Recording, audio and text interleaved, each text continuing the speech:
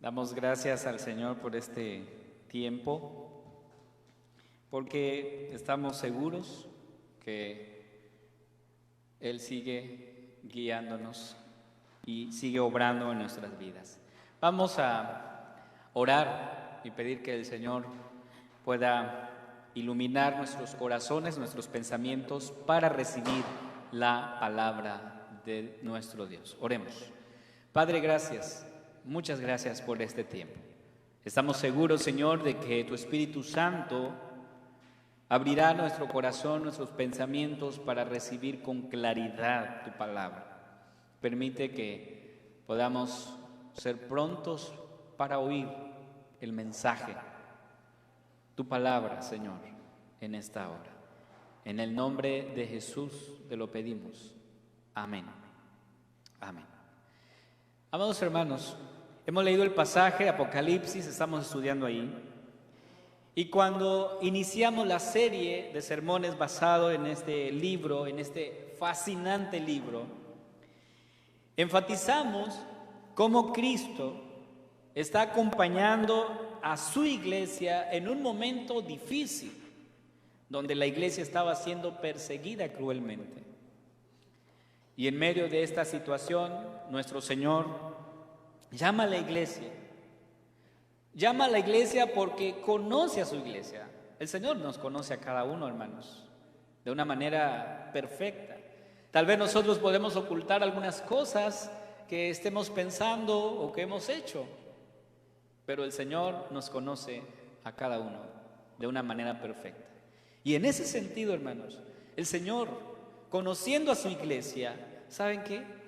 Nos llama, nos exhorta a cada uno de nosotros a que sea por la situación que estemos viviendo, pasando, o las pruebas que estemos enfrentando, cada uno de nosotros, podamos ver cada una de estas situaciones así como Cristo las ve. Eso es lo que tenemos que aprender, hermanos. Ver las cosas como Cristo las ve. Y esto es un asunto muy importante. Es cierto que el Señor se duele con nosotros porque Él conoce nuestra situación. Él sabe por las pruebas que hemos enfrentado. Y en contexto, cuando nosotros leemos el libro de Apocalipsis, encontramos que la iglesia está sufriendo. La iglesia está pasando por una situación difícil. Está enfrentando la persecución del gobierno, está enfrentando también la persecución de enemigos de dentro de la misma iglesia. Y no solo eso, en muchos aspectos. Sin embargo, ¿qué es lo que nosotros encontramos aquí? Después de que Juan ha visto al Cordero de Dios revelando cómo ha acompañado su iglesia y llamando a la iglesia a un arrepentimiento verdadero y sincero y honesto y además íntegro.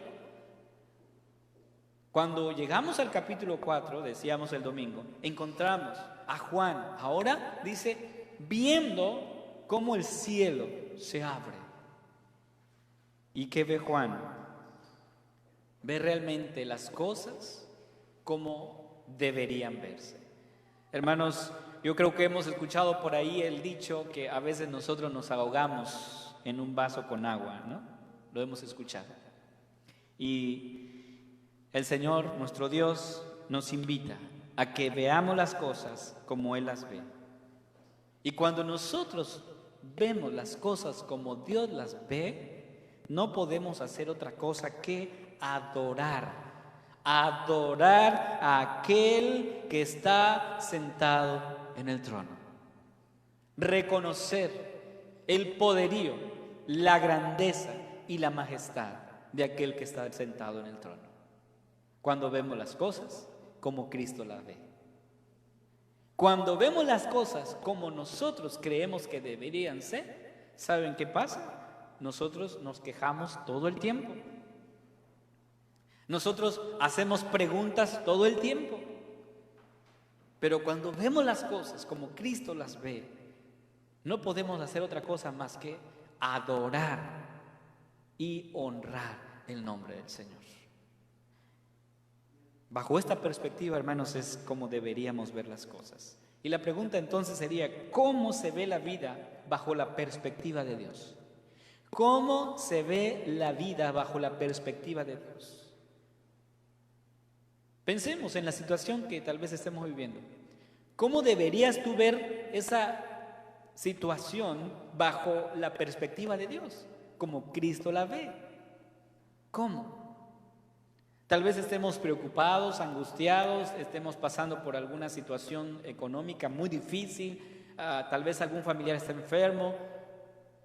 ¿Cómo lo vería Cristo? Y esa es la pregunta. El texto que en este momento y en este día hemos estudiado y leído, encontramos dos aspectos que nos revelan la forma en cómo deberíamos nosotros de ver las cosas. Y en primer lugar, es que somos adoradores, hermanos, a tiempo completo. ¿Sí?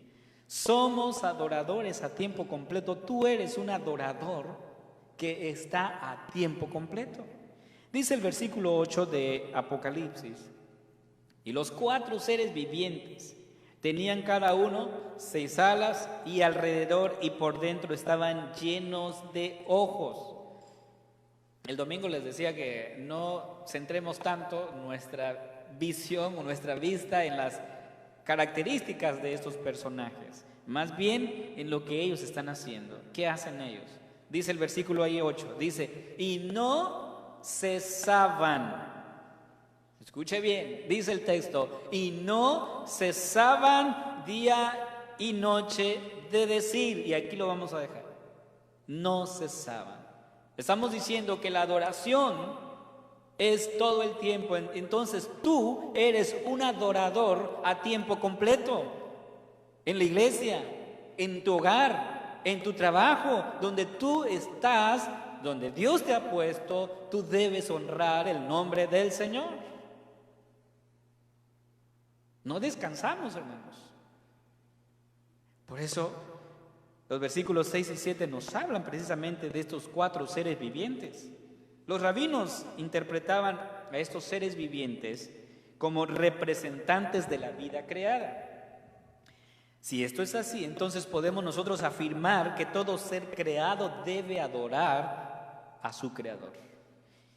Y la Biblia nos lo va a confirmar. Dice el Salmo 150, versículo 6, es un salmo conocido, que al final dice, todo lo que respira, alabe a Jehová, aleluya. Todo lo que respira, alabe a Jehová. Amados hermanos, ¿cuándo adoramos a Dios? ¿Cuándo honramos el nombre de Dios? ¿Solo los domingos? ¿Solo cuando proclamamos el Evangelio? ¿Solo en esos momentos nada más? Cuando nosotros decimos que somos adoradores a tiempo completo, no solamente se incluye el ser humano, ¿sí? No solamente el ser humano está adorando a tiempo completo. Ahora, el punto de que somos adoradores a tiempo completo, creo que es, y estamos de acuerdo en que así debe ser. La pregunta es que en realidad no estamos adorando a Dios a tiempo completo. De hecho, el ser humano no adora a Dios a tiempo completo. De hecho, el ser humano, en su mayoría, no reconoce a este Dios y no lo adora.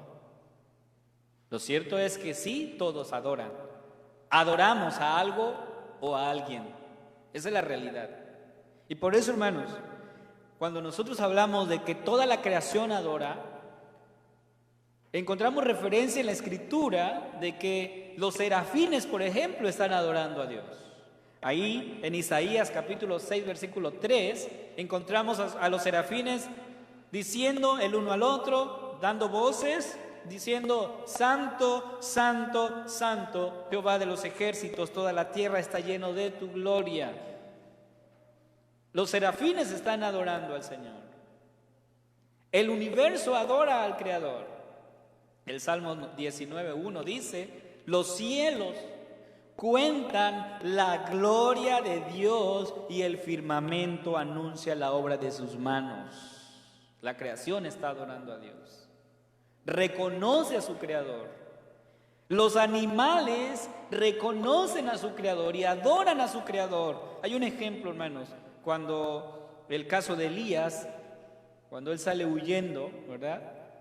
Y encontramos ahí en el texto, dice que cuando él se escondía, porque aquella mujer, esposa del rey malvado de Israel, lo estaba siguiendo, encontramos ahí que Dios ordenó que los cuervos, dice el texto, y los cuervos le traían pan y carne por la mañana y pan y carne por la tarde, y este hombre, Elías, bebía del arroyo. Un animal, un cuervo, que sabemos que es carnívoro, ¿verdad? Pero estaba en ese momento obedeciendo a su Creador. ¿Quién más? Los leones. Cuando Daniel fue puesto en el foso de los leones hambrientos, ¿qué hizo Dios? Cerró, dice, la boca de estos leones y Daniel estuvo ahí. La creación, hermanos, obedece a su Creador. Jonás, cuando él andaba huyendo, dice, de la presencia de Dios, ¿qué pasó? Un gran pez lo tragó, pero no porque al gran pez se le ocurrió, sino porque Dios así lo había determinado. La creación está adorando a Dios, hermanos. Y por eso Juan ve la importancia de adorar a Dios, no solo como nuestro Salvador, porque el Señor es nuestro Salvador, sino como creador del león, del buey, del águila y de la humanidad total. ¿Y saben cuál es lo absurdo aquí, hermanos? ¿Cuál es lo absurdo en esto? Que nosotros, seres racionales, no adoramos al Señor. ¿Qué ha dicho el hombre? ¿Qué ha afirmado el hombre?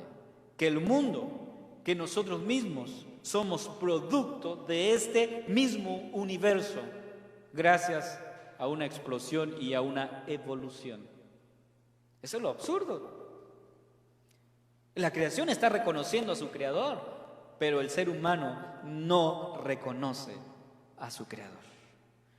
Por eso, hermanos, somos llamados a honrar, a dar gloria a nuestro Dios a tiempo completo. Eso significa que en la escuela, en las artes, en el hogar, en la crianza, en cualquier actividad donde nosotros estemos involucrados, Cristo debe ser nuestra verdadera motivación. Y por lo tanto, si estamos adorando al Señor en donde Él nos ha puesto, ¿sabe cómo va a ser esa adoración? Debe ser bien hecha. ¿Sí? Somos adoradores a tiempo completo. Ahí en el hogar, ahí en el trabajo. No solamente adoramos aquí cuando venimos a la casa de Dios, o cuando nos reunimos virtualmente para escuchar y seguir la transmisión. No, somos adoradores a tiempo completo. Y eso, lamentablemente, el ser humano no lo ha entendido bien. La segunda perspectiva que encontramos en el pasaje que estamos estudiando es que no solamente somos adoradores a tiempo completo, como los ángeles están adorando al Señor, como los 4 seres vivientes que habla aquí Apocalipsis están adorando al Señor y diciendo santo, santo es el Señor. No solo ellos, sino que la siguiente perspectiva, hermanos, es que la adoración debe estar centrada en Dios.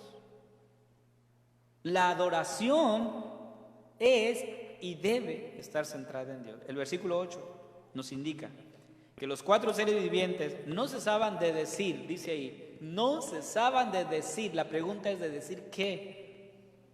¿Qué es lo que no cesaban de decir?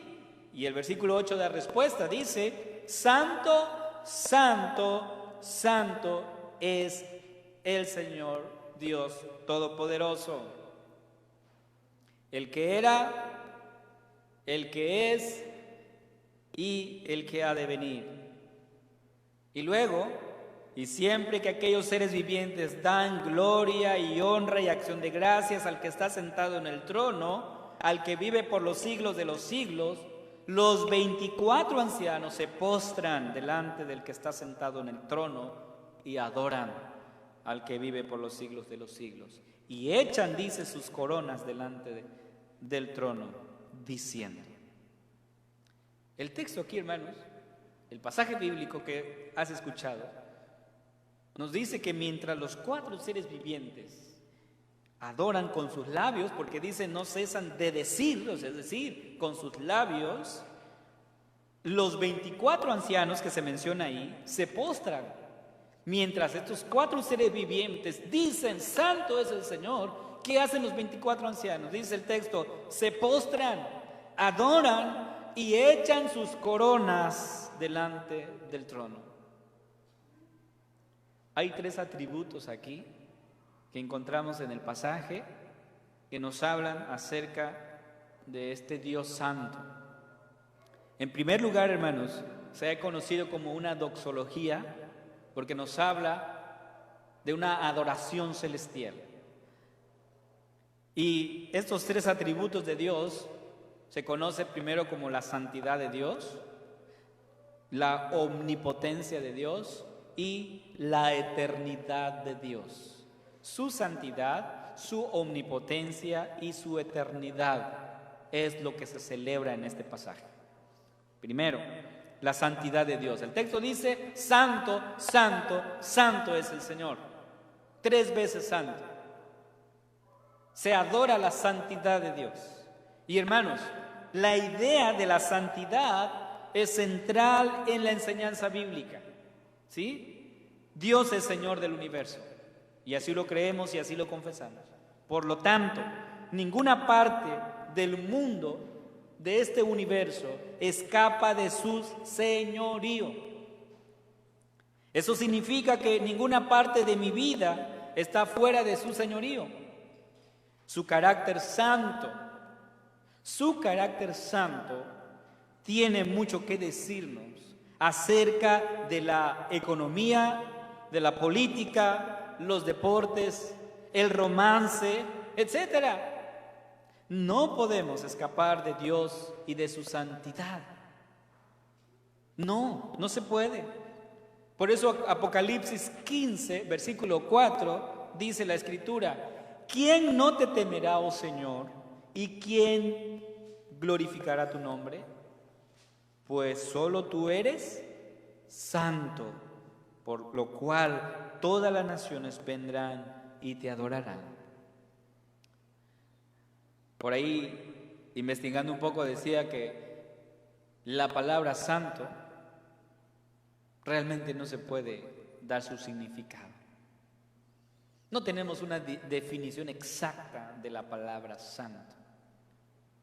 E imagínense, el texto dice, santo, santo, santo es el Señor, 3 veces santo. Hablando de la importancia de este Dios santo. Y si no podemos ni siquiera tener un significado de esta santidad de Dios porque está más allá de nuestro entendimiento, amados hermanos, entonces, ¿por qué el Señor nos llama a vivir en santidad? Su palabra dice, sed santos, porque yo soy santo. Y a medida, hermanos, que nosotros nos exponemos a la santidad de Dios, nos damos cuenta de nuestra realidad, nos damos cuenta que somos pecadores. Y lo más hermoso, hermanos, que somos pecadores amados por un Dios santo. ¿Acaso no se alegra usted por eso? ¿Que somos pecadores amados por un Dios santo? Eso es la santidad de Dios. Y Él nos llama a vivir en santidad, a cada uno de nosotros. Y no solo, el texto no solo nos habla de la santidad de Dios, de que Dios es santo. Y no solamente dice Dios es santo, sino que dice solo tú eres santo. Yo, como dice el doctor Sproul, yo no he sido tan santo esta semana, pero Dios sí sigue siendo santo hasta el día de hoy. Y su santidad, hermanos, de verdad puedo usar esta palabra, no se puede soportar la santidad de Dios. No. Los serafines, cuando en la revelación a Isaías, el texto dice que con 2 alas cubrían su rostro, porque ellos que sirven al Señor ahí, cercas del gran trono, dice que no pueden ver el rostro de Dios, por eso se cubren la cara. Estos seres que son perfectos, no son como nosotros, y aún así dice ahí Isaías que no podían ver el rostro de Dios. Pero ¿cuál es la promesa de Dios para nosotros, hermanos? Que dice la palabra de Dios que estamos esperando ese día que veremos al Señor cara a cara tal como Él es. Y esa es la esperanza del cristiano. Esa es la promesa de Dios para nosotros, que veremos a Dios cara a cara. Algo que Moisés no pudo y no tuvo el privilegio de hacerlo en su momento. Pero nosotros vamos a tener ese privilegio. Veremos al Señor cara a cara. Y no solo nos habla de la santidad de Dios, nos habla de su omnipotencia. Dice, Dios es poderoso. Dios es poderoso, hermanos. Y la manera en que nosotros entendemos la persona y el carácter de Dios va a afectar cada aspecto de nuestras vidas, amados hermanos. Todo. Porque el poder de Dios es la facultad, hermanos, y la virtud por el cual puede hacer que se cumpla todo aquello que Él quiere, todo lo que Él dicte, todo. Nadie se puede oponer a este Dios poderoso. Lo que Él dice, se cumple. Nadie puede decir, ¿qué estás haciendo? Por eso el profeta Jeremías, en el capítulo 32, versículo 27, nos dice así: He aquí, yo soy Jehová, Dios de toda carne. ¿Habrá algo que sea difícil para mí? Es una pregunta para ti. Dios te pregunta a ti en esta hora. Y nos dice, yo soy Jehová, Dios de toda carne. ¿Habrá algo que sea difícil para mí? Decíamos el miércoles, si me haces la pregunta a mí, yo diría que para mí sí hay muchas cosas difíciles. ¿Sí? Hay muchas cosas que yo no puedo hacer.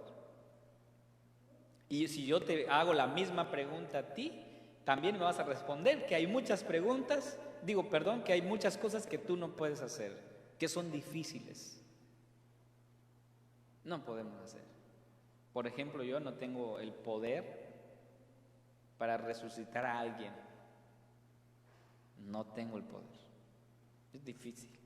Yo no tengo el poder para volar. Es difícil para mí.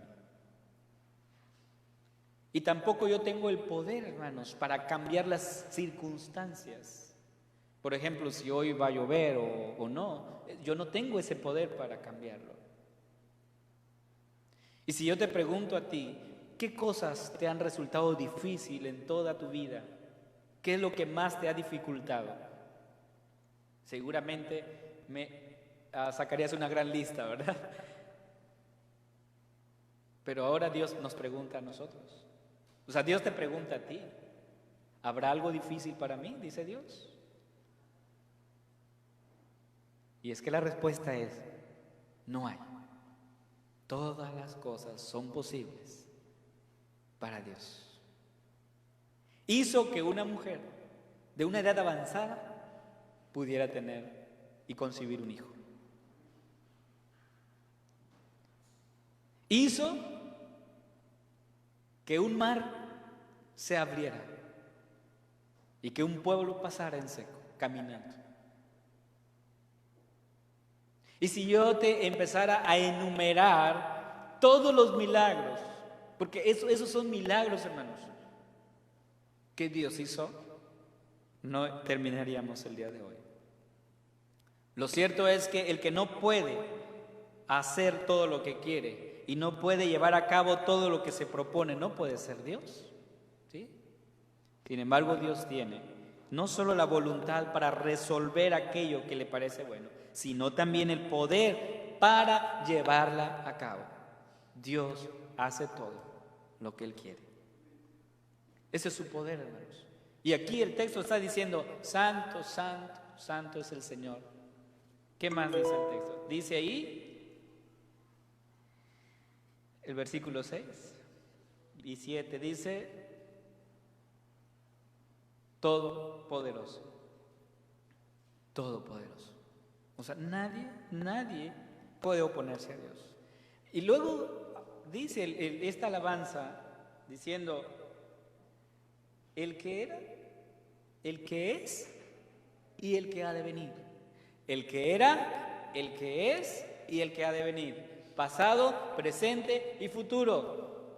Eso nos habla de la eternidad de Dios, hermanos. Y ese es el tercer atributo, la eternidad de Dios.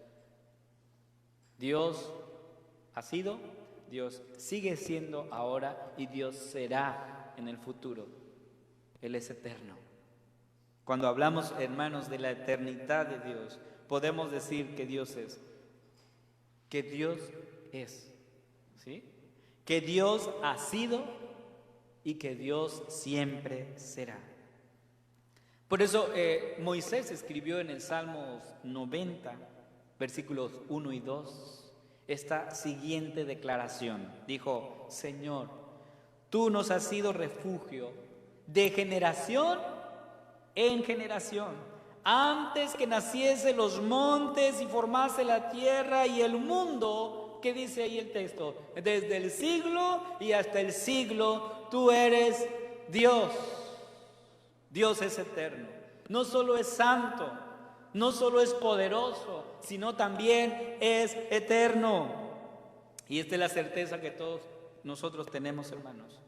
La certeza que tú y yo debemos tener es que disfrutamos de una seguridad que no tiene que ver con la liberación de nuestros problemas, no, sino de saber que el Dios del universo, el santo, omnipotente, eterno, hasta el día de hoy está a cargo de su mundo, ¿sí? Hasta el día de hoy. Y Él debe ser el centro, hermanos, de nuestra adoración y no nuestros problemas. Y no nuestros problemas, no nuestros deseos. Dios debe ser el centro de nuestra adoración. Imperios han venido y se han ido. Y Dios sigue siendo Dios. Eso es lo que Juan está diciendo a las iglesias, hermanos. Eso es lo que Juan le está diciendo a los hermanos que están sufriendo bajo el poder del imperio romano. Les dice, este imperio no va a durar, va a pasar, pero Dios sí seguirá siendo Dios. Entonces, ¿quieres ver las cosas como Dios las ve o quieres ahogarte en un vaso con agua? Esa es la pregunta. Por eso, hermanos, una adoración verdadera es una adoración que está centrada en este Dios trino y uno, en este Dios poderoso, en este Dios santo, en este Dios eterno. Por eso el versículo 11 concluye diciendo de esta manera: Señor, digno eres de recibir la gloria y la honra y el poder. Y si tuviéramos que preguntar aquí, diríamos, ¿por qué? ¿Por qué Dios es digno de recibir la honra, la gloria y el poder? Aquí responde, dice, porque tú creaste todas las cosas.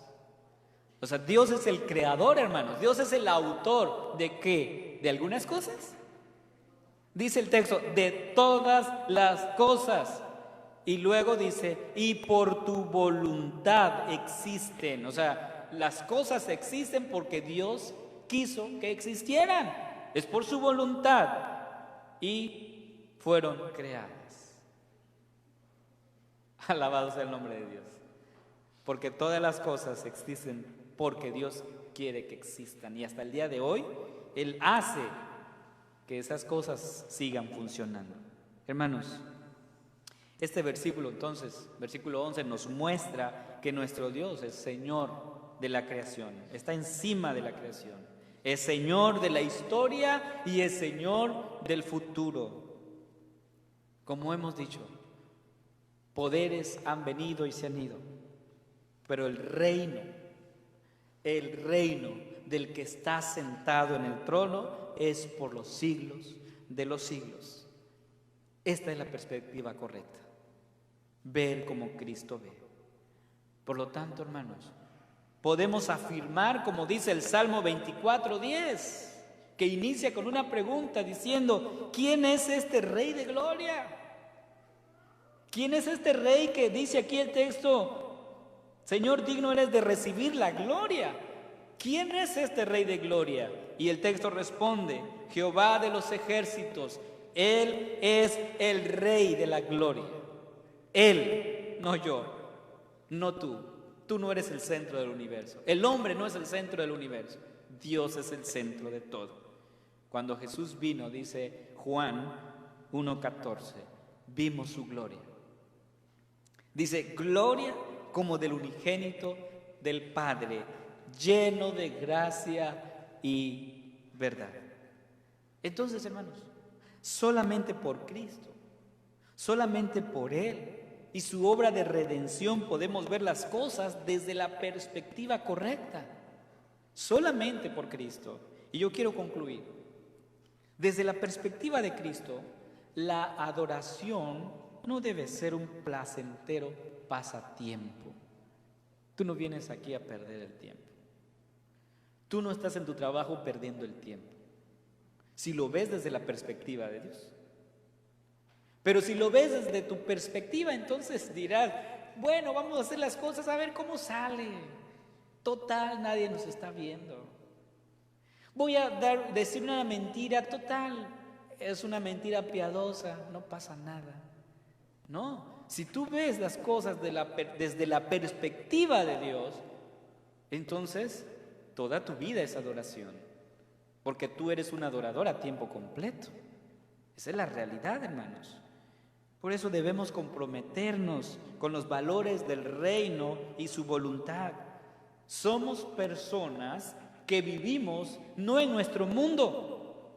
Somos personas que vivimos en el mundo de Dios. Somos personas viviendo en el mundo de Dios. Y por lo tanto debemos comprometernos con esos valores del reino y su voluntad. Debemos ponernos incondicionalmente a su disposición. Yo pregunto, ¿tú te has puesto a la disposición de Cristo?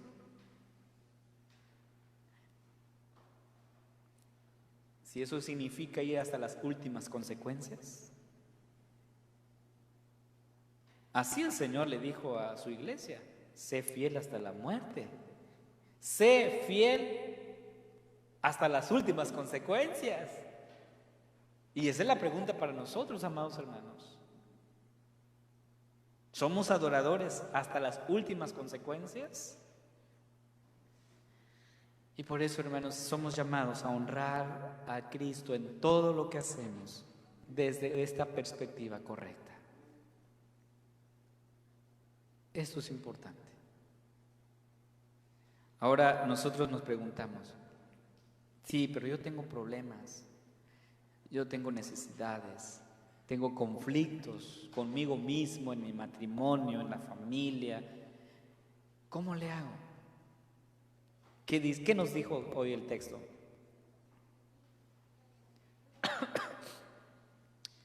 Que veamos las cosas como Él las ve. Amén. Así quiere el Señor que vivamos la vida cristiana. Vamos a orar. Padre, gracias te damos por este tiempo. Encontramos, Señor, en tu palabra a este Dios santo, poderoso, eterno, pero lleno de amor y misericordia,